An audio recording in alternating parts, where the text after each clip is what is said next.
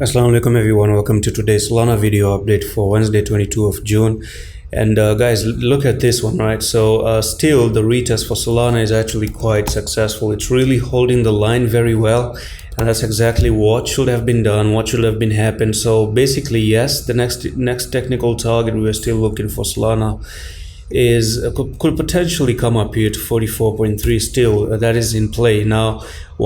Keep in mind a stop loss should be placed down here at the 33.74, and if it does actually take out the 33.74, then there's a good chance that you might actually enter into this triangle again. But one thing is very clear: you really came down for the retest, and you've bounced off the retest very beautifully, and you've had this very big huge green candle confirming the movements to the upside. So maybe it could take the next 2-3 days and potentially come up here and then go down for the retracements once again.